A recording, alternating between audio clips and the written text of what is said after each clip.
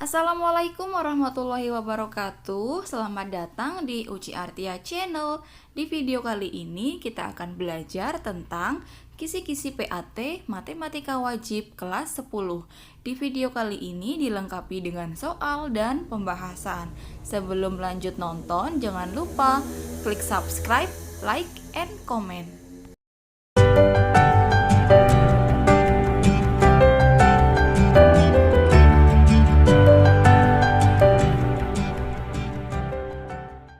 Soal yang pertama, diketahui fungsi f memetakan dari himpunan bilangan real ke himpunan bilangan real dengan fx sama dengan x kuadrat min ax plus 3.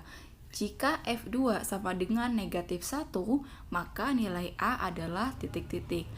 Kemudian penyelesaiannya, yang pertama kita tuliskan dulu rumusnya, yaitu fx sama dengan x kuadrat dikurangi ax ditambah 3. Nah, di dalam soal diketahui jika f-nya 2 sama dengan negatif 1, maka kita akan memasukkan angka 2 digantikan ke dalam x. Nah, jika angka 2-nya dimasukkan ke dalam x, maka menjadi 2 kuadrat dikurangi a kali 2, kemudian ditambah 3, sama dengan negatif 1.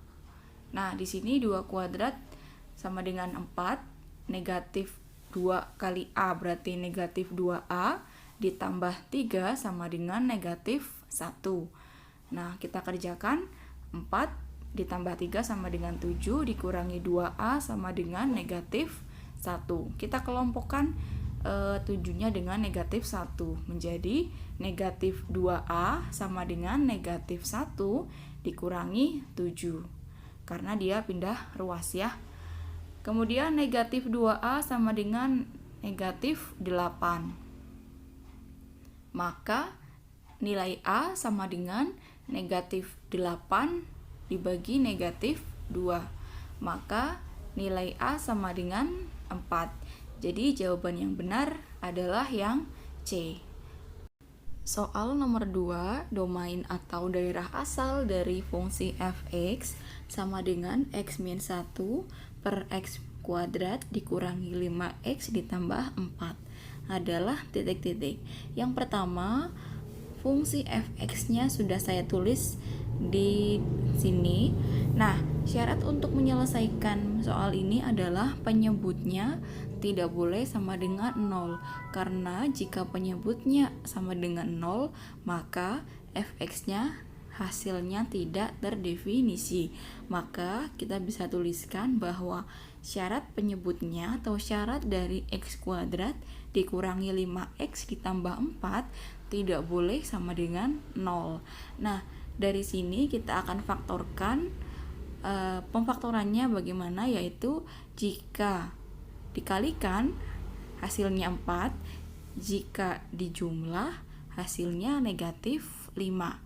Nah, angka yang jika dikalikan hasilnya 4 dan ditambah hasilnya negatif 5 adalah negatif 1 dengan negatif 4. Kemudian dari angka-angka ini kita akan faktorkan menjadi 2 buah pemfaktoran. Yang pertama ada x dikurangi 1 kali x dikurangi 4 tidak sama dengan 0. Yang pertama berarti x dikurangi 1 tidak sama dengan 0, atau x dikurangi 4 tidak sama dengan 0. Maka kita dapatkan x tidak sama dengan 1 atau x tidak sama dengan 4. Maka domain atau daerah asal dari fungsi fx tersebut adalah semua anggota bilangan real kecuali 1 atau 4. Jadi jawabannya adalah E. Soal nomor 3, daerah hasil atau range dari fungsi fx sama dengan x kuadrat dikurangi 6x ditambah 5 untuk 1 kurang dari atau sama dengan x kurang dari atau sama dengan 6 adalah titik-titik. Untuk mengetahui daerah hasil atau range dari fungsi fx sama dengan x kuadrat dikurangi 6x ditambah 5, yang pertama kita harus menentukan koordinat dari titik puncaknya. Yang pertama kita akan cari koordinat dari x, yaitu negatif b per 2a. Nah, di sini ada koefisien x kuadrat adalah a, koefisien x adalah b, dan yang 5 adalah konstanta sebagai C. Nah, di sini kan ada X, berarti XP-nya sama dengan negatif negatif B berarti negatif 6 per 2 kali A. A-nya ada 1. Maka negatif kali negatif positif 6 dibagi 2. Maka koordinat X-nya sama dengan 3. Nah, 3 ini kita akan masukkan ke dalam koordinat yang satu, yaitu koordinat Y. Nah, kita akan mencari, kalau tadi sudah mencari XP-nya, sekarang kita akan mencari YP, koordinat Y. Dimana untuk mencari koordinat Y, kita memasukkan nilai 3 ini ke dalam rumus fx. Jadi, jika F3 berapakah nilainya? Kita masukkan nilai 3 ke dalam rumus fx-nya. Jadi, 3 kuadrat dikurangi 6 kali 3 ditambah 5. Sama dengan 3 kuadrat itu ada 9. Dikurangi 6 kali 3 itu 18 ditambah 5. Jadi, 9 dikurangi 18 adalah negatif 9. Negatif 9 ditambah 5 berarti negatif 4 ya. Nah, ini negatif 4. Kalau di sini kan ada batas bawahnya kan 1 dan batas atasnya ada 6. Berarti kita mencari jika F1 maka hasilnya berapa dan jika F6 hasilnya berapa. Nah, kita akan masukkan ke dalam ini. Jika F1 atau jika F6. Yang pertama, jika F-nya 1, maka kita masukkan ke dalam rumus fx. Jadi 1 kuadrat dikurangi 6 kali 1 ditambah 5. 1 kuadrat sama dengan 1 dikurangi 6 negatif 5 ditambah 5 sama dengan 0. Dan yang kedua, jika F-nya 6, berarti 6 kuadrat dikurangi 6 kali 6 ditambah 5 sama dengan 6 kuadrat itu 36 dikurangi 6 kali 6 juga 36. Jadi 36 kurangi 36 itu 0 ditambah 5 maka sama dengan 5. Nah, setelah ketemu F1-nya 0 dan F6-nya adalah 5, maka kita akan bandingkan dari negatif 4, 0, dan 5. Mana yang paling kecil di antara mereka bertiga, dan itu akan menjadi daerah hasil atau range. Daerah terkecilnya adalah negatif 4, dan yang paling besar adalah 5.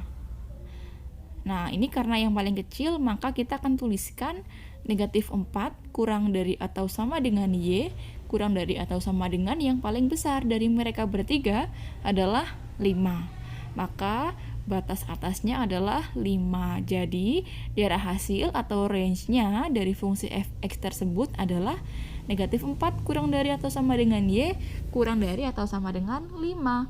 Jawaban yang benar adalah yang C. Lanjut ke soal yang berikutnya. Diketahui fungsi fx sama dengan 2x plus 5 dan gx sama dengan x min 1 per x plus 4. Jika f bundaran g a sama dengan 5, maka nilai a adalah titik-titik. Yang pertama, saya sudah menuliskan di sini ada yang diketahui, ada fx, ada gx, dan ada f bundaran g. Yang pertama, di sini ada f bundaran ga. Artinya f dari ga nilainya adalah 5. Nah, dari sini kita akan memasukkan atau mengganti nilai a ke dalam nilai x, di mana nilai gx-nya adalah x min 1 per x plus 4. Maka nilai x yang di sana kita ganti a. Maka menjadi a min 1 per a plus 4. Nah, ditambah 5. Di sini kan fungsi fx-nya kan 2x plus 5. Nah, di sini berarti f-nya a min 1 per a plus 4. Nah, ditambahkan 5 di sini ya, di sebelah kanan dalam kurung. Padahal kan F-nya kan 2X, berarti kita akan ganti 2 kali A-1 per A plus 4 ditambah 5 sama dengan 5. Kita juga akan mengalihkan dari angka 2-nya dulu. 2 kali A, nah ini sama dengan 2 kali A sama dengan 2A. 2 kali negatif 1 negatif 2 per A plus 4 ditambah 5 kurangi 5. Nah, ini pindah ruas jadi 5 dikurangi 5. Atau bisa kita tuliskan 2A dikurangi 2 per A plus 4 sama dengan 5 kurangi 5 sama dengan 0. Maka 2A min 2 sama dengan 0. Maka 2A sama dengan 2. Maka A sama dengan 2 per 2 sama dengan 1. Maka jawaban yang benar adalah yang B. Soal nomor 5. Jika F inverse X sama dengan X min 3 per 4 dan G inverse X sama dengan 3 min X per 2, maka F bundaran G inverse 7 sama dengan titik-titik. Yang pertama, kita harus ingat bahwa rumus inverse dari bundaran F bundaran G inverse X adalah G inverse bundaran F inverse X. Maka F bundaran G inverse 7 itu sama dengan G inverse bundaran F inverse 7. Nah, G inverse bundaran F inverse artinya adalah G inverse dari F inverse 7. Nah, F inverse 7 kita akan memasukkan di sini. Jika G inverse, maka yang F inverse X adalah X min 3 per 4, maka nilai X-nya kita akan ganti menjadi angka 7.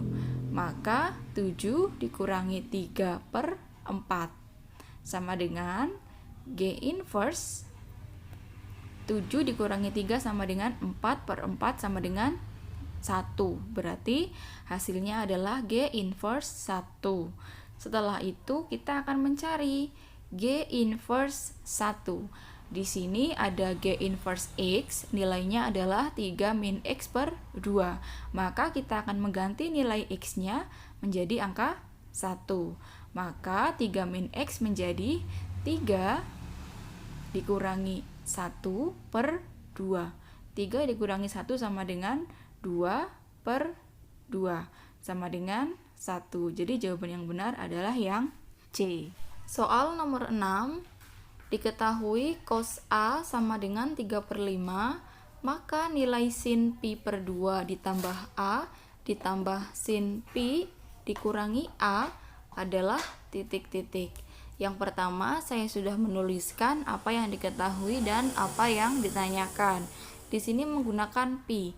P itu kan nilainya 180, maka bisa kita ubah menjadi 180 per 2, 90 ditambah A ditambah sin, nilai pi adalah 180 dikurangi A. Nah, di sini kita akan menggunakan relasi di mana sin 90 derajat plus A. Di sini patokannya adalah 90 derajat. Karena sin itu berada di kuadran 2, maka nilainya dia positif. Nah, di sini dia menggunakan patokannya adalah 90 derajat, maka berubah menjadi nilai cos ya. Maka merubahnya relasinya menjadi cos A. Nah, di sini cos A ditambah sin 180 derajat dikurangi A. Di sini kita juga mencari relasinya bahwa 180 derajat tetap menggunakan sin. Maka cos A ditambah dengan sin A, tidak berubah ya. Nah, karena patokannya adalah 180 derajat. Jadi tuliskan di sini sin A. Nah, tadi bahwa cos A sudah diketahui dalam soal bahwa nilainya adalah 3 per 5 ditambah sin A.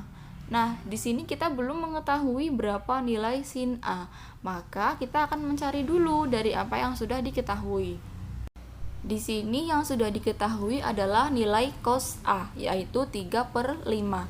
Kita menggunakan perbandingan dalam segitiga siku-siku, di mana jika ada cos A, maka di sini sudutnya kita tuliskan A, dan nilai dari cos A perbandingannya adalah samping per miring, maka 3-nya adalah samping dan 5-nya adalah merupakan sisi miring. Nah, di sini adalah sampingnya 3, sisi miringnya ada 5. Maka dengan menggunakan triple Pythagoras, maka bagian depannya adalah 4 ya. Nah, di sini kita sudah menemukan bahwa nilai sin. Kita cari perbandingan sin dalam segitiga siku-siku adalah depan per miring. Ya.